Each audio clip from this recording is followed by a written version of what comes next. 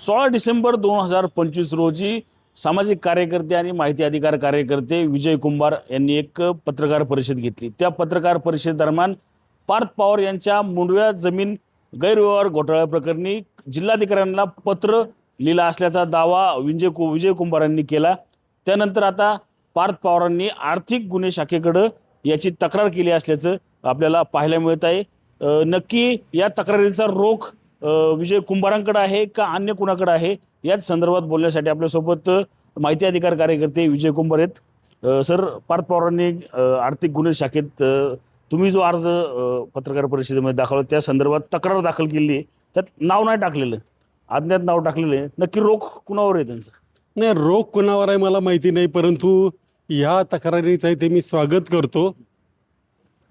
त्यांनी आपल्या तक्रारीमध्ये जे काही दिलं ते अत्यंत असं अस्पष्ट आहे कुणाचं, कारण हे पहा, हा विषय गेले काही महिने गाजतोय, भारतभर नव्हे जगभर त्याची चर्चा होते, रोज काही ना काही कोण छापतंय। परंतु ही जी तक्रार आहे याच्यामध्ये कुठल्या न्यूज चॅनलचं नाव नाही, न्यूज क्लिप नाही, वर्तमानपत्राचं नाव नाही, बातमीचं कात्रण नाही, कोणाविरुद्ध आहे त्याचा काही संबंध नाही। फक्त केवळ त्यांनी एक लोकांना मी असं म्हणेन की दहशत बसावी या संदर्भात काम करणाऱ्यांना म्हणून ते पत्र दिलेलं असावं।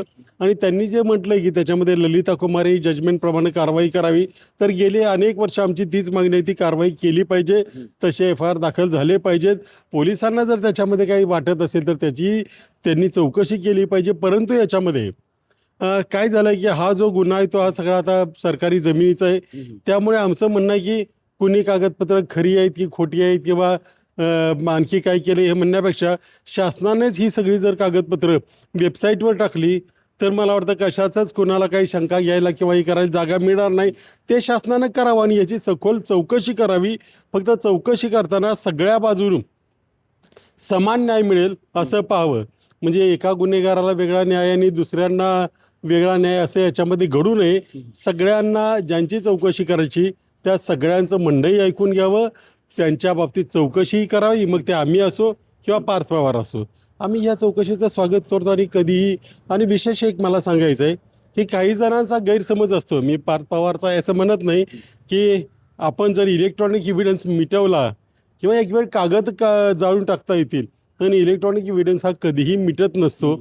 एवढंच या निमित्तानं सगळ्यांनी लक्षात ठेवलं पाहिजे, एवढं मी म्हणेन। स्वागत आहे, चौकशी करावी। तुम्ही ठाम आहात का? पण अद्यापही त्या जे पत्रावर एक म्हणजे अर्धा टक्का सुद्धा त्या माझ्या जे काही म्हणणं होतं त्याच्यापासून बाजूला जायचा संबंध नाही। हे कसं, हे सगळं शासनाकडेच आहे, फक्त काय वाचायचं, कसं वाचायचं आणि किती वाचायचं हे आम्हाला थोडं माहिती असल्यामुळे आम्ही ते वाचलं आहे। ही डॉक्युमेंट शासनाकडे आहेत, शासनाने जर विचारलं तर शासनाचे ते कुठे आहेत हे आणि कशी आहेत तर त्याचा कसा अर्थ लावायचा हे मी सांगेन। नक्कीच आपण पाहिलं तर हे होते माहिती अधिकार कार्यकर्ते विजय कुंभार। त्यांनी एक स्पष्ट इशारा जो आहे तो पार्थ पवारांना दिलेला आपल्याला एकूण पाहायला मिळत आहे। कागद हा जो आहे तो फाडता येतो, मात्र इलेक्ट्रॉनिक्स पुरावा जो आहे तो या ठिकाणी नष्ट करता येत नसल्याचा सूचक इशारा जो आहे तो आता पार्थ पवारांना विजय कुंभारांनी दिलेला आपल्याला एकूण पाहायला मिळत आहे। कॅमेरामॅन विशाल शिंदेसह मी रणजित जाधव, TV9 मराठी, पिंपरी चिंचवड।